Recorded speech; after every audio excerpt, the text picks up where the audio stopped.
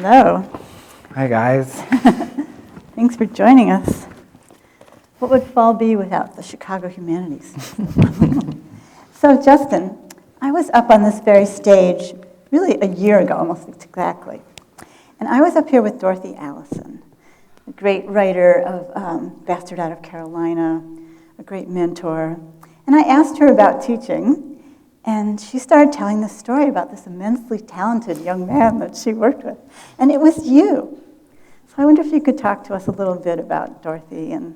Yeah. Dorothy Allison, I don't know if you guys have read her. If you haven't, you should. She is just incredible. And if you can get a chance to see her, she's an amazing public speaker, and she just kind of humbles you and inspires you all at once. But I had read her. I'd read her when I was an adolescent, and I was kind of miserable, and I was, trying to escape a lot of things, and I read Bastard Out of Carolina, which is a book a lot about kind of violence in the family, and it was so honest and so kind of raw, and it was so obviously like based on her personal experience, but it was a novel, it was fiction, it was just everything to me. It saved me in a way that I think can sometimes sound cheesy to say, but it really, really did. And she was just like a giant mentor of mine without having met me, without her knowing it. Right. And then she was teaching at this Lambda Literary Writers Retreat, which is like this retreat for queer writers, and I got a scholarship to go there, and I was in her class, and I was like so shy around her. Like I couldn't look her in the eye, and I couldn't talk to her, and I was just kind of like, but she just responded really well to my work, and she kind of pulled me aside, and she was just like, because at that time I was writing stuff from this book, but I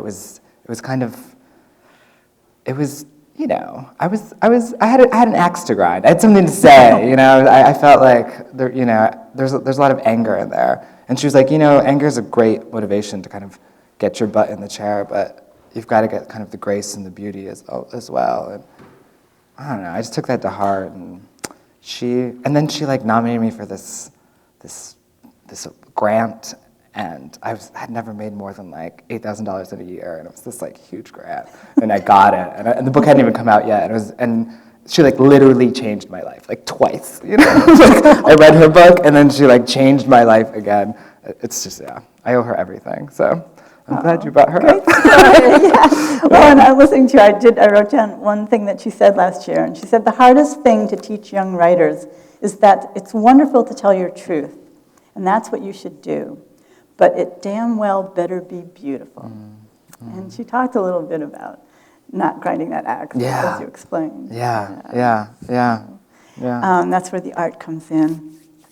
So I thought before we converse a little more that it would be really great for you to read a little bit of your book, just to get that voice in the air here so we can talk about it. So I'll just read the first chapter. It's really short. It's really short. Don't worry. Oh, don't apologize. No, I mean, sometimes you're at a reading though, and like and you're just like, this is never gonna end. Like this is never gonna end. This will end. I promise. We wanted more. We wanted more. We knocked the butt ends of our forks against the table, tapped our spoons against our empty bowls. We were hungry. We wanted more volume, more riots. We turned up the knob on the TV until our ears ached with the shouts of angry men. We wanted more music on the radio. We wanted beats. We wanted rock. We wanted muscles on our skinny arms. We had bird bones, hollow and light, and we wanted more density, more weight. We were 6 snatching hands, 6 stomping feet. We were brothers, boys, 3 little kings locked in a feud for more. When it was cold, we fought over blankets until the cloth tore down the middle. When it was really cold, when our breath came out in frosty clouds, Manny crawled into bed with Joel and me. Body heat, he said. Body heat, we agreed. We wanted more flesh, more blood, more warmth. When we fought with boots and garage tools, snapping pliers. We grabbed at whatever was nearest and we hurled it through the air. We wanted more broken dishes, more shattered glass. We wanted more crashes. And when our pops came home, we got spankings. Our little round butt cheeks were tore up, red, raw, leather whipped. We knew there was something on the other side of pain, on the other side of the sting. Prickly heat radiated upward from our thighs and backsides. Fire consumed our brains, but we knew that there was something more, some place our pops was taking us with all this. We knew because he was meticulous, because he was precise, because he took his time. He was awakening us. He was leading us somewhere beyond burning and ripping, and you couldn't get there in a hurry. And when our father was gone, we wanted to be fathers. We hunted animals. We drudged through the muck of the creek, chasing down bullfrogs and water snakes. We plucked the baby robins from their nest. We liked to feel the beat of tiny hearts, the struggle of tiny wings. We brought their tiny animal faces close to ours. "Who's your daddy?" we said. Then we laughed and tossed them into a shoebox. Always more, always hungrily scratching for more. But there were times, quiet moments, when our mother was sleeping, when she hadn't slept in 2 days, and any noise, any stair creak, any shut door, any stifled laugh, any voice at all might wake her. Those still crystal mornings when we wanted to protect her, this confused goose of a woman, this stumbler, this gusher with her backaches and headaches and her tired, tired ways, this uprooted Brooklyn creature, this tough talker, always with tears when she told us she loved us, her mixed-up love, her needy love, her warmth. Those mornings when sunlight found the cracks in our blinds and laid itself down in crisp strips on our carpet. Those quiet mornings when we'd fix ourselves oatmeal and sprawl onto our stomachs with crayons and paper, with glass marbles that we were careful not to rattle, when our mother was sleeping, when the air did not smell like sweat or breath or mold, when the air was still and light. Those mornings when silence was our secret game and our gift and our sole accomplishment. We wanted less weight, less work, less noise, less father, less muscles and skin and hair. We wanted nothing, just this, just this.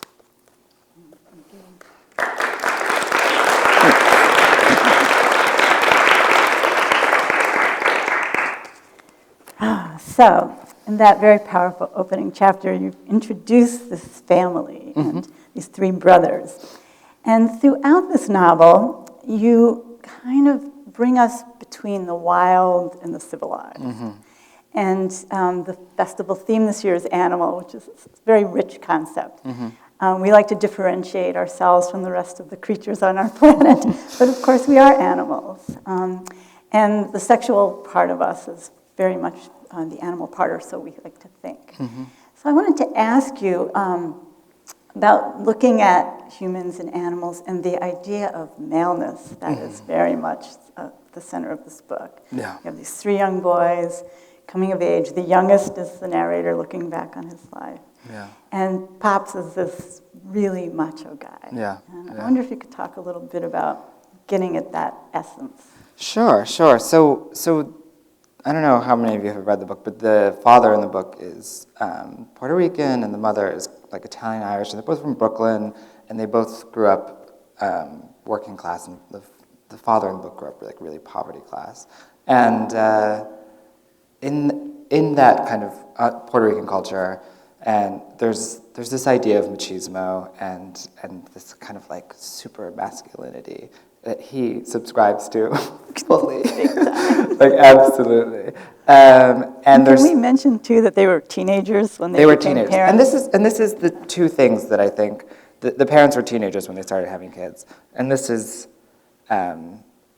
it's youth, it's age that kind of domesticates us, and I think that gender does as well. I think that women and the idea of femininity is has a lot to do with kind of controlling the instinctual, the primal, the aggressive animal side. But also I think that as we age, you know what I mean, like that's we accumulate culture and we learn how to like kind of reel that in. And so I think that these parents are really ill-equipped for this. They've got these three boys, and the model for masculinity is so wild and so aggressive, and the parents themselves are so in love, and they're so passionate, and there's so much violence in the way that they love each other, and in the way that they interact with the children.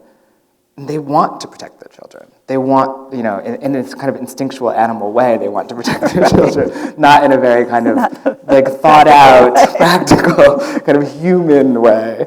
And so, so the book is, it's called We the Animals, and it's a lot about the struggle that we all have, as, to kind of tamp down our animal selves. And, It's interesting. It's such a physical book. I mean, there's such physicality to it. There's, it's almost hypnotic in its language. And I wonder how, I'm sure that was really hard to arrive at, but how important was it to you? And plus it's set in the country, I should say, that this family's ended up in this small, rather bleak place. Yeah. And you write about the outside, and these three little boys are often, they're kind of their own outward bound little group because no one's taking care of them. And I wonder if you could talk about writing that sort of matching of the physical to the psychological in your work. Yeah, I tried to keep it really immediate. It's retrospective narration. Right. It's not written from a child's perspective, but it is written with a lot of immediacy.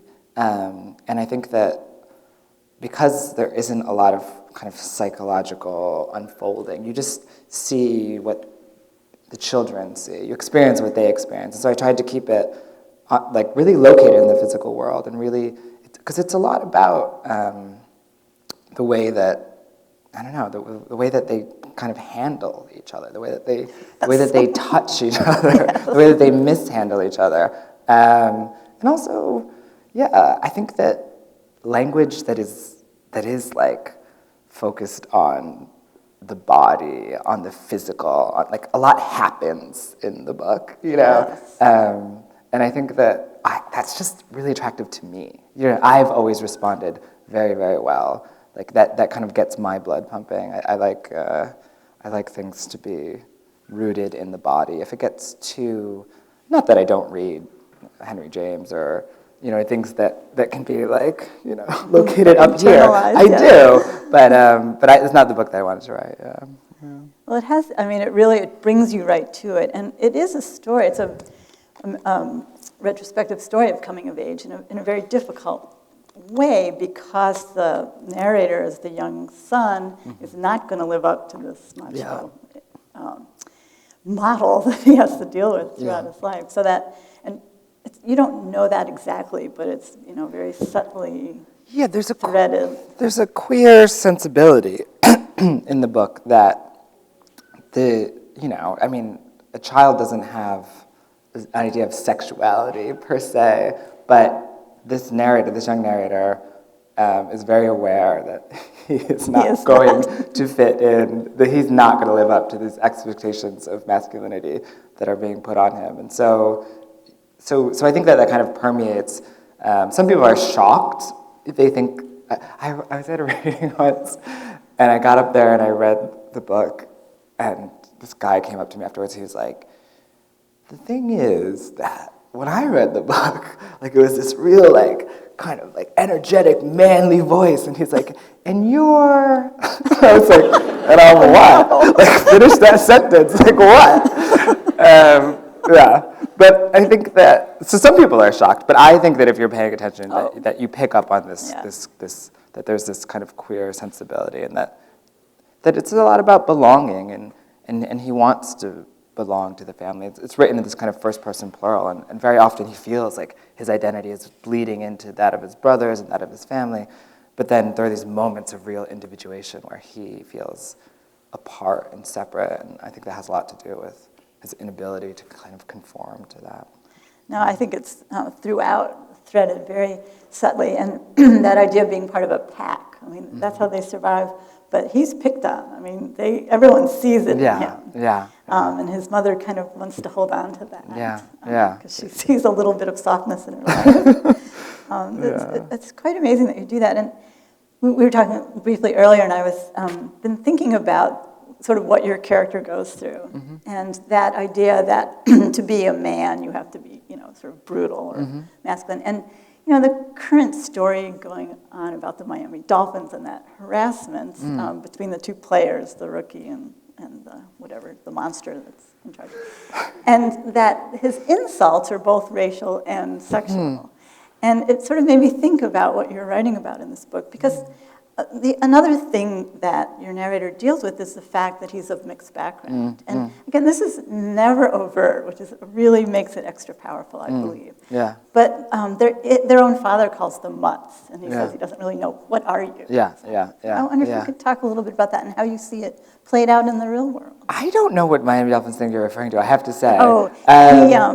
He texted this rookie guy, a man on the team, and all his insults were, calling him queer and that he's, half black. And so he said every rude thing you can imagine. And it's really that crude and simple. That's all you need to know. But that now it's all. I want to know about this. I love this kind of thing. I mean, not love. It's horrible, but I do have a purient interest, like everybody else. Yeah. And the other element in this is this guy who has this incredible name right out of a novel. His name's Richie Incognito. I guess that's his real name. I don't know. But his defense is that he was told to toughen up this guy because he didn't seem tough enough to be a pro football player. Yeah. So this is how he's doing it. He's calling him all these insulting. It's so interesting that that is like what people do think toughens you up. Exactly. That's what it does. It's like breaking you down is what's going to toughen you up. And I don't know that proves to hold true at all. But seems to backfire. Yeah. But yeah, it is a kind of difficult combination for the narrator of this book to deal with. That kind of, again, belonging and feeling a part of and feeling outside of. I mean, like myself being, of like mixed race or bicultural or what. I mean, it gets very tricky when you talk about these things because I have all these like white Puerto Ricans who like get, really upset. My father is like not, like he's like Afro-Puerto Rican, but like there's, anyway. I've been saying bicultural instead of mixed race because in America mixed race makes sense, but I was just in Puerto Rico and they were like very upset about it. So bicultural. Interesting. So it's like being bicultural myself, like, and growing up working class and now having kind of transcended class and also like being aware from a pretty young age, like I did really well in school and, like I had this sense of being outside of things and then being queer and with the expectation of being raised straight. Like I felt like I had insights into these different worlds, but also that I didn't belong in any of them. And I think that the narrator in this book, he's young, but I think that this is the kind of early stages of what's happening to him. It's a process that's happening to him. And I mean, it makes for good writers, I think. Like I think like Chekhov, right? Like he was like a doctor, but he was, his grandfather was like a peasant, like he'd like whatever, had been all over Russia, like he's Chekhov, right? But I think it makes for like tough living, you know what I mean? To not feel. Another example. Yeah. No, that's really that outlook when you are sort of on the outside, and also when you're trying to figure out your identity. That's often the artist's position. Mm-hmm. I hope it's not giving away too much about the book. I trust people have read it, but we find out late, and I won't say too much about this, that your narrator's been keeping a journal, a diary, which I thought was really a striking element in the story. Yeah. I don't know how much of the ending to give away. If you raise your hands if you don't want us to tell you anymore. Yeah, if you haven't read it. Okay, all right. It's amazing. It's great. We won't ruin it for you. Run, don't walk. Just run to wherever they're selling the books. We'll back away from this. But I guess my point, which won't ruin anything, is that that this narrator, he knows he's an outsider, and he's using writing to try and understand something about himself and about the world. Yes, and it gets him in a lot of trouble. Yeah, which is something that I can how can I do this? I can step away from the book and talk about me, and then I can like talk about like getting in trouble for writing, and I think that like writing this book myself was, you know, it was an act of utter betrayal. It's fiction, it's a novel, but it was it? Do you know what I mean? It was. Yes. And there is something about the power of narrative, and if you're good at it, it's very, very powerful, and you can hurt a lot of people if you know how to kind of tell the story and twist the story to your own uses. And there's something about, I don't know, putting things down on the page and then somebody else encountering them. It's so different than if you even just insult somebody to their face or say something, you know what I mean, like exposing or whatever to their face. Like there's something about finding this artifact, and so yeah. Maybe, I'm not gonna. We're not. No spoilers. No spoilers. Read the book. So, so reading was really important to you. You talked about Dorothy Allison as saving your life, and I'm wondering, just because you know the sort of power of your style, it made me think of some other writers. I wondered if you could talk a little bit about other people you've read that inspired you. Yeah, I think that thematically, absolutely Dorothy Allison. Absolutely, she writes about Dorothy Allison. Dorothy Allison. Sorry, I had a little verklempt. Yeah, thematically Dorothy Allison. Absolutely, James Baldwin is somebody that I read for like just direction on like how to deal with how much the world hurts us and how to kind of turn that into, you know, like, I don't know, a worthwhile art and how to like stay engaged with the world and not. I mean, I read Baldwin's like fiction and his essays, and he's just amazing because he's not an idealist at all. He's not, you know, he's very realistic about you know what we're up against in this world. But he like believes in love, and he believes in like kind of the transformative power of love and loving well and loving truly. And but I don't think I write anything like him, and I don't think I write anything like Dorothy Allison. No. As far as like stylistically, I looked at people like Grace Paley. Tilly Olsen is a writer that I just admire. I don't know if you guys have read Tell Me a Riddle, but it's one of the best things ever put down on paper.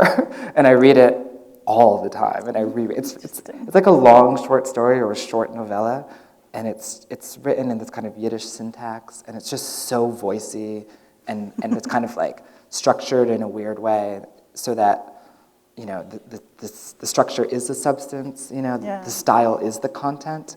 And so I'm really into that. I'm really into like super voicey, stylish things. Stuart Dybek, I think, does that really, really, really well. Kind of compressed narratives. I can really see that.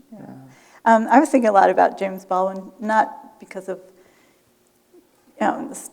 this book so much, although maybe the story that you had in the New Yorker would be claiming the wild. Reverting to a wild state.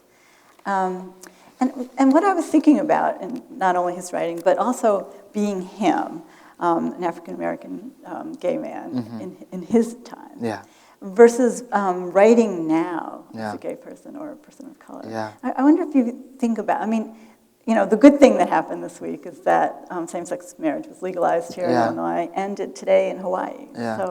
This is huge changes. Exactly. I mean, all the bad things, let's be happy for these positive, kind of amazing steps forward in spite of so much that's going back. And I wonder if you think about You know, I actually just wrote an essay about James Baldwin for The Advocate, which is like, it used to be like a really influential gay magazine in the 90s, and then the internet happened. And like now, like what is influential, who knows? But I've been writing, they asked me to write columns for them, so I've been writing these columns for them. And I'm just trying to write about like literature and gay literature and tie it to like current events. And I wrote this essay about this moment when Baldwin was 16. He met this painter, Buford Delaney, and he painted him, and it's an amazing painting. And I came across it for the first time recently, and it's just stunning.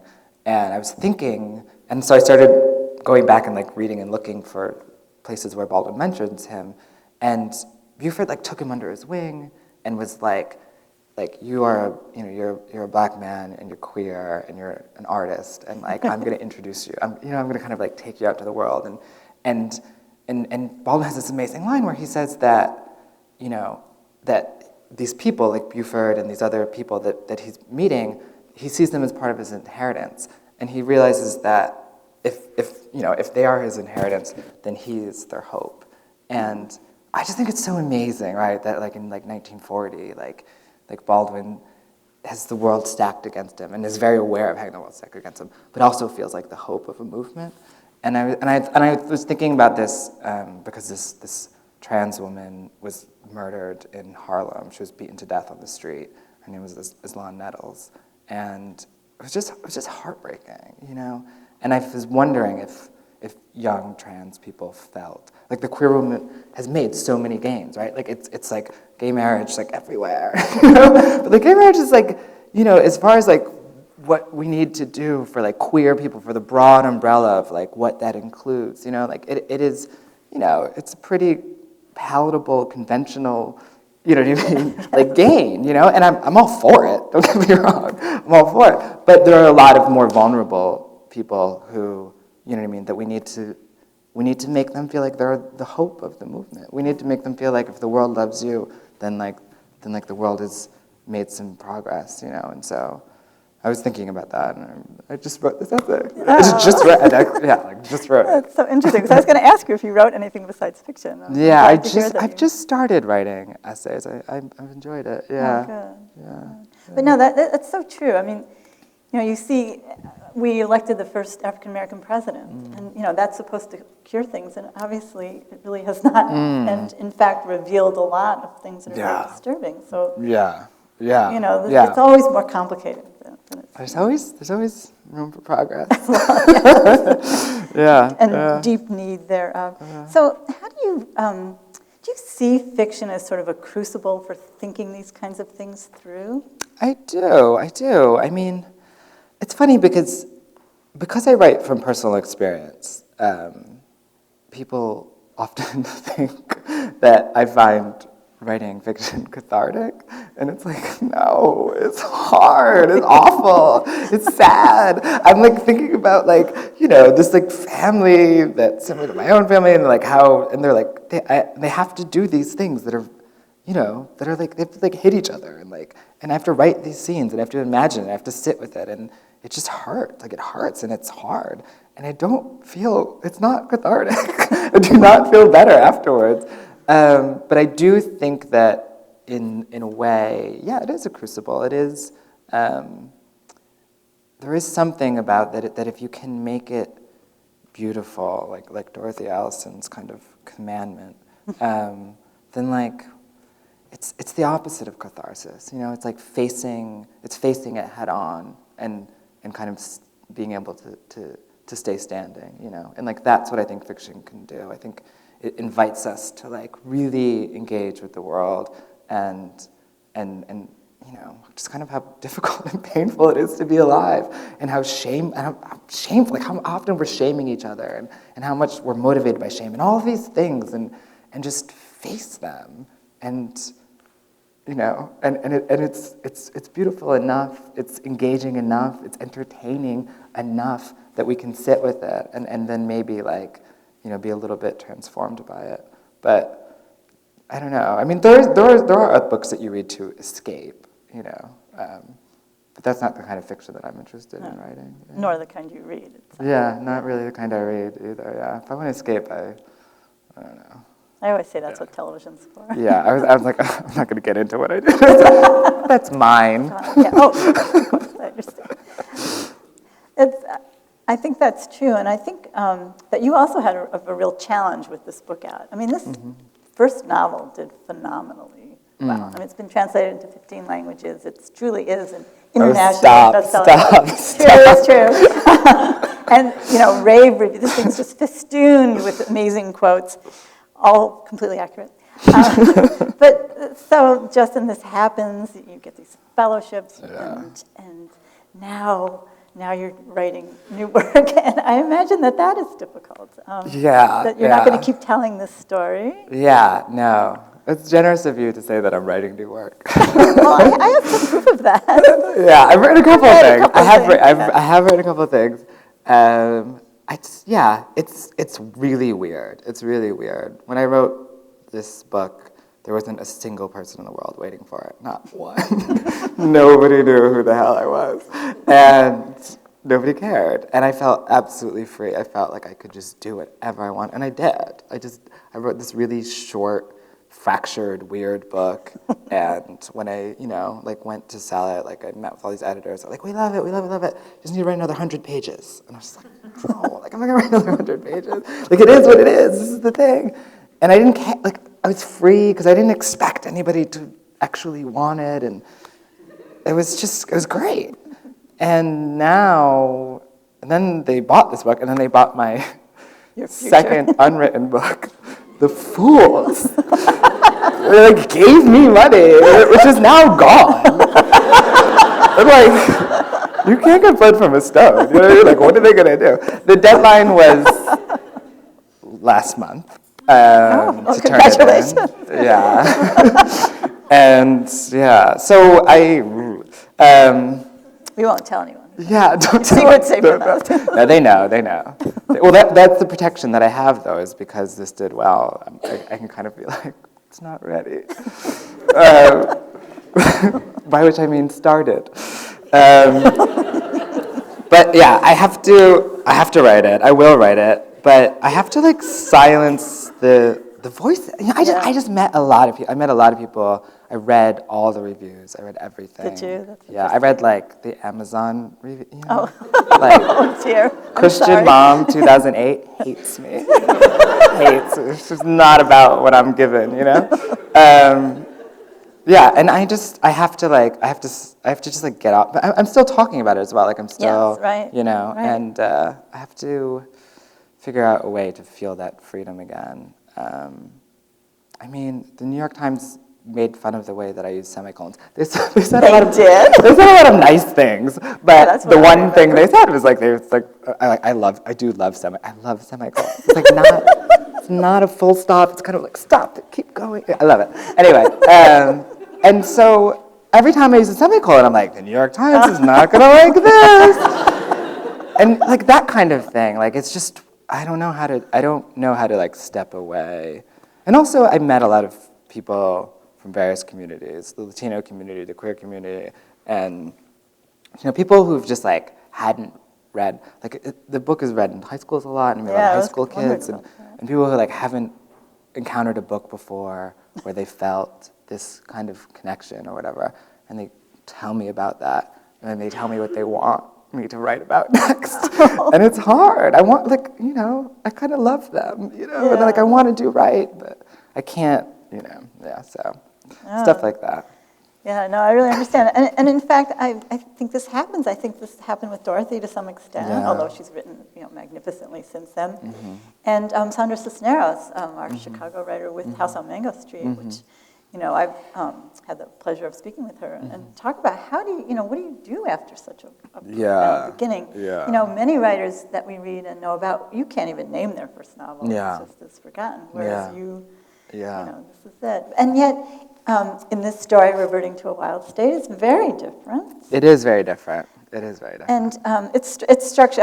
When you're talking about Tilly Olson and the structure and the style, I thought this does an interesting thing with time and how you show us a relationship. Yeah, it's a story about nostalgia.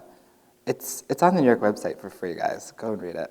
Yeah. It's about nostalgia, and it moves backwards chronologically in time, because I think a lot about structure before I write, and I was thinking about, I'm a very nostalgic person, and as you can tell by my rant about how great it was to write this first book, and in reality, I was starving, I had no money, and it was really hard, but you were free. But I'm nostalgic for it. I'm that freedom, But yeah, so I was thinking about nostalgia, the way nostalgia works, and the way that you kind of you kind of like start with like the mess in front of you, and you move backwards, and you're like, when was that moment that was so full of potential, when it just could have gone anyway, you know, and there was just so much hope located there, and like, what is that one moment? And so the story kind of just moves back towards that moment, and then kind of arrives, and that's the end of the story.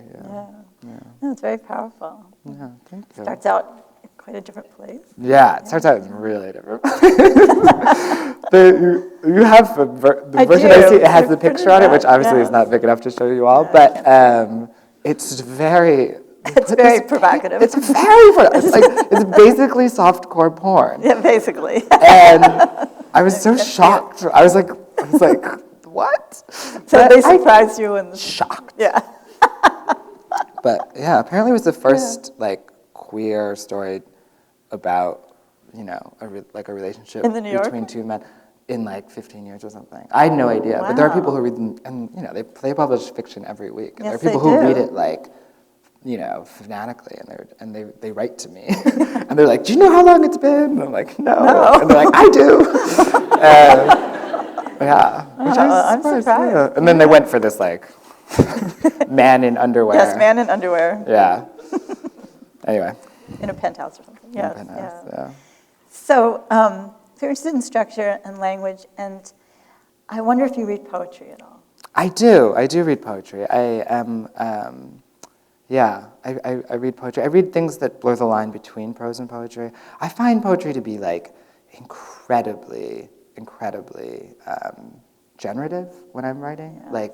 Like it, you know, it can, like if I pick up a novel or something like that, like I can spend the next 6 hours on the couch being like, I'm doing research, you know? But with poetry, like I'll read a poem or read a couple poems, and it will make me want to sit down and write. And because I find that poetry, like, it takes like something kind of like a complex truth about the human condition and like marries it to a specific image, or at least the poetry that I like does this. And yeah, I just find it to be wonderful. The end of the book, the kind of penultimate chapter, which I will... Yes, we won't reveal. is based upon this Emily Dickinson poem, which I'm going to butcher right now. But the first line is something like, "After a great hurt, a formal feeling comes," which is just this idea that I found to be so true and that I love. It's just that, like, after we kind of hurt each other, after we, like, you know what I mean, like, or that kind of wild animal selves or whatever, what we do is like return to formality and civility, and you know, there's this kind of quiet that comes after like a real kind of shake-up or trauma or something. And I just found that to be so true. And the imagery that she uses in that poem is winter imagery. And so I just kind of like, you know, I just like grafted that onto my story or whatever, or used that as the seed to write the scene. Yeah. So I'll do stuff like that. I love. Yeah. Yeah. I mean, because this scene throughout made me think about poetry. Yeah. So Dickinson's a perfect example. So here's someone else I thought about, and I probably completely off the mark here, but Gertrude Stein. Yeah. Okay. Yeah. I think that's interesting. I've read Gertrude Stein. Okay, good. And I bet that rhythmically, I think that she's probably influenced me quite a bit. Yeah. Yeah. Yeah. I thought I detected. Yeah. I think she's absolutely fascinating. And, you know, a writer, of course, a queer writer, and a writer about mixed confusion of identities and gender, and uses that repetition and that, you know, that hypnotic sort of beat to kind of force us to face things. Yeah, that's interesting connection. Nobody's ever said that before. Look at you. Thanks. I like that. I think she's one of those really misunderstood and underrated sort of writers. You know, just sort of easily kind of joke sort of thing. But when you really look at her work and her portraits of women, and her understanding of the layering of selves. Yeah, I think the thing with Stein is that she was so amazing in her life. Exactly. That like it's all anybody wants to talk about is like her biography, and like her like Salon. discovering Picasso or whatever, you know? And like Right. that's like, because it's amazing. It's Like just doing amazing. that is enough. You don't have to write, you know, as well. Yeah. No, everything about her. I mean, she was just so brilliant. Yeah. And so brave. You know, was a World War II hero as well, driving ambulances. Yeah. I mean, really, it was great. I really recommend her. Read Stein. Read Stein. Think about Gertrude It's not Stein. easy though. No, it's not. It's not easy. And some books are a lot We don't need more things to be easy, accessible. do we, guys? No, at least a taste. Well, so maybe we should take some questions from our Great, wonderful audience. great. We do have microphones, and we're asked to ask you to please come forward and use them so we can all hear. And have some questions for Justin. Yeah, there's two. This is like Thank The Price is Right. It's like, come on down. I want people to be like, yeah, like jumping. Not gonna happen. All right. Yeah. I'm the first person. You're the Yay. first one. Hi. Hi. Is this on? Okay. I hope so. Two questions, very simple. Uh-huh. If you're a person who comes from a background that quite a bit of sort of interesting things have happened in your life, which you are, why do you choose fiction over memoir? Yeah. I'm a writer, and I keep having people say to me, you should write a memoir. And Yeah. I've had my own feelings. I want to hear your answer. And my second question is really short. Uh-huh. If you could talk a little bit about your MFA experience, and is that something that you really benefited from? Is that necessary? So that's kind of two separate things. But Yeah. I will answer the second question first, and I will say that they offered me money to write for 2 years, and it was just a no-brainer. I mean, I had to move to Iowa, but I forgot how close I am to Yes, Iowa. I was going to say that. I was like, wow, that really got a laugh. And I was like, oh, yeah, it's like right there. Yeah, so I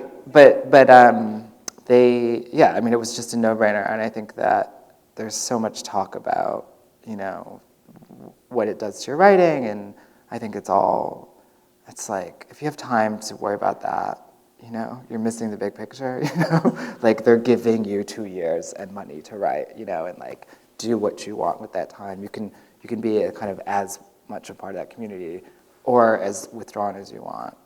But there are lots of programs that pay you to be there. So that's kind of short MFA answer. The memoir, I knew that I would never wanted to write memoir. I think that there's a kind of an emotional truth that I was very interested in conveying and communicating and investigating or whatever, but I wasn't at all interested in the factual truth. I wasn't interested in, and the thing is that there's this weird cultural obsession right now, and like everybody wanted me to write a memoir. I mean, they sell better, and that's the bottom line. I mean, and so they were just like, call it a memoir, and I was like, it's definitely not a memoir. It's like 90% like made up, like like the hard facts are true, but it's like, and they'd be like, wow, and I'd be like, you are publishing people, like what is going on? So I felt like there's this cultural obsession with catching memoirs telling a lie. What I didn't realize is there's also an obsession with catching fiction writers telling the truth. And so, like, I go out and talk to people, and like everybody wants to know, like, did this happen? Did this happen? Did this happen? I'm just like, why does it matter? But yeah. So I think I'm really protective of my family, which sounds, it sounds ironic because I wrote a book very similar to my family and hurt them. I did hurt them, but I also feel like to put it down as a memoir is to be like, this is the narrative. You know what I mean? Like that this is, like it would be this way of saying, this is the, no, this is definitely a narrative that comes from me that I'm interested in telling. And I think there's a lot of emotional honesty there, but I don't have any claims to the one truth. And it just wasn't something I wanted to. I read memoirs, I like them. I generally read them the way I read novels. don't give a damn if it's true. You know, it's just, is it good? Is it, you know, does it feel true? Does it feel like, you know, I don't know, is it good writing? But, yeah, it's this weird reality-obsessed culture we're in, where it's like we have these reality television shows that everybody knows are like as fake as anything. It's always reality, but like with they have to be. Yeah, I don't know. Anyway. Good question. Yeah. Hello. Hi. Thanks very much. I've enjoyed your presentation and your candor. I love compliments. All questions should proceed with a compliment. Yes. I'm a high school English teacher, and I have been for 40 years, and I've taught fiction writing and poetry writing classes. I don't anymore, but I wondered if you'd say something. You said you did well in school, and it would just be nice. I have what's difficult for me in my situation is I teach at a private school that's very small, and the kids have all known each other since kindergarten. So this issue of betrayal, when they want to tell the truth in their fiction, but they're sitting in a classroom of kids whom they've known for so many years, and there are things they may not want to reveal, even though it's a very liberal community and so on. So I do my best to try to encourage the, you know, the bravery and so on that's necessary. So I just thought maybe you'd comment about that, and I might be able to learn something from what you say about your experience. Sure. I mean, that's a tough one. First of all, I'll say I love high school English teachers. They're my favorite people. My high school English teacher, when I was in the mental hospital, brought me books to the mental hospital, and then brought some of my friends to the mental hospital, and we like had English class. We like talked about like Kubla Khan, which I like, can recite right now because it was like, what, like, do you know, like, why is this happening? But like in the common room with like people like talking to themselves, like walking around us, you know, it was wild. But she was that dedicated and that just amazing. I mean, she was just, she believed that books really can, do you know what I mean, like rescue you from dire situations. And she would bring me like Nietzsche, and it was such an act of faith on her part. Do you know what I mean? Like I was like in the process of destroying myself, and like I was like in a really bad place, and I was, you know, locked up in a mental hospital, and like just to like be like, here's some Nietzsche. But it was just like you, like it was just its faith in like my kind of intellectual abilities, and also faith in the power of words and books on a page or words on a page, and it was just amazing. Anyway, this is my rant about high school English teacher. Rant.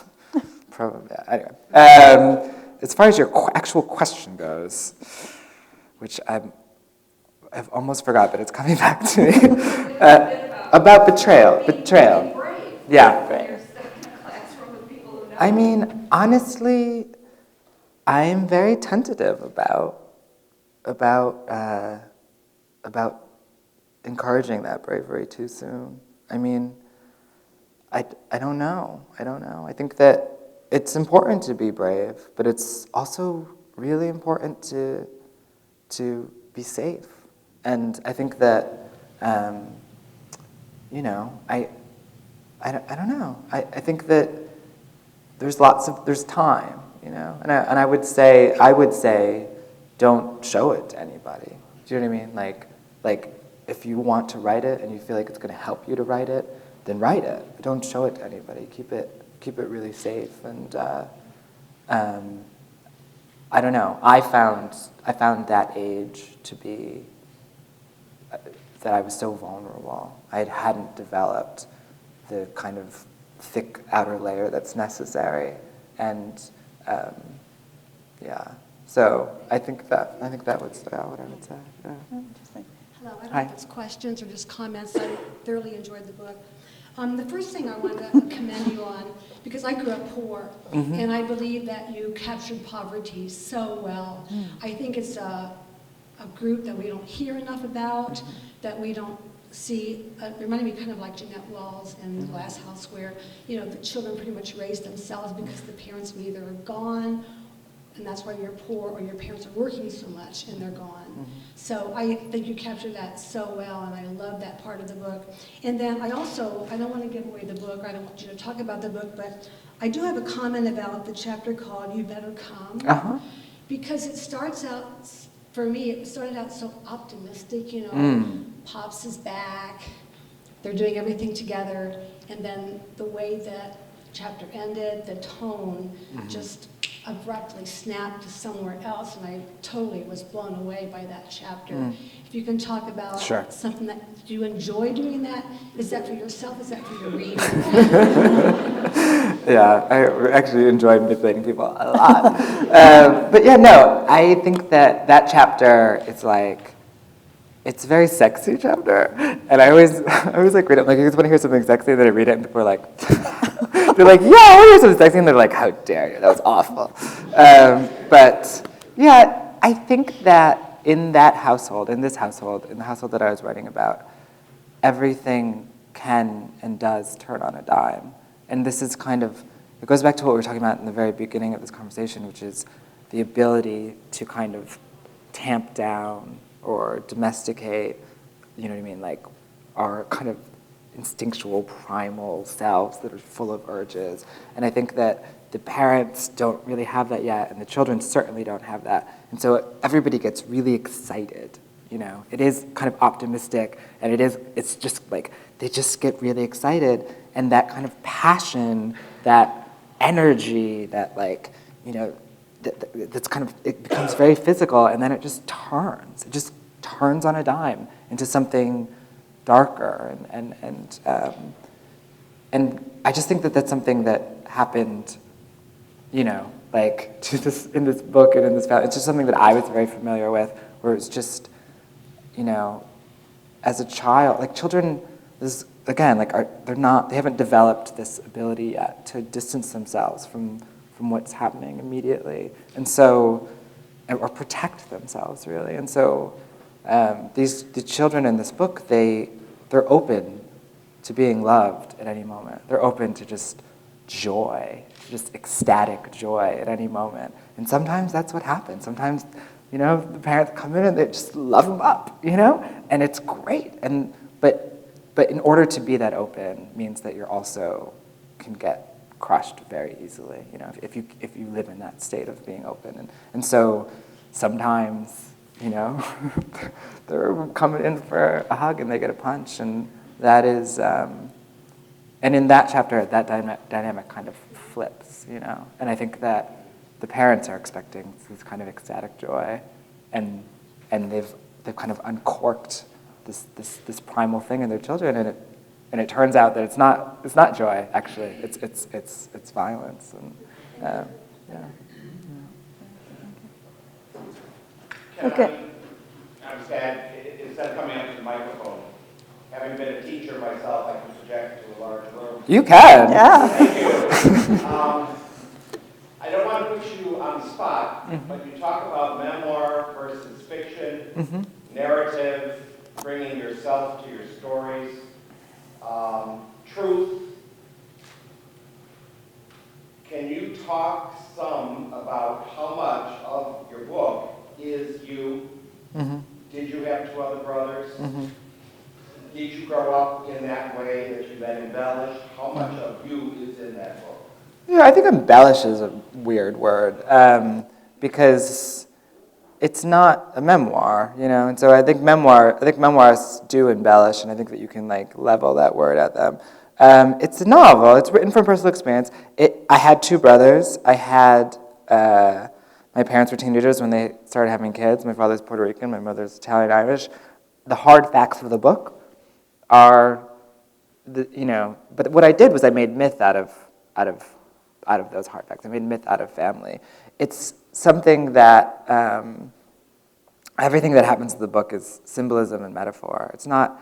I mean, it's not an embellishment at all, because it's just made up, you know. And this is like the thing that people just don't believe, you know. And I take it as a compliment, because it's like there's like a lot of verisimilitude or whatever. But it's you know, like there's a chapter in there where the father throws his son into the middle of the lake, and like one day I was like thinking about like sink or swim, right? Like, and like the cliche, like just the cliche, sink or swim. And I was just thinking like what an apt word, like phrase that is. And so I was like, I'll write a story about that, just kind of like expands that into, a moment and into, and everybody comes to me like, my father did that to me too. And I'm just like, it didn't happen.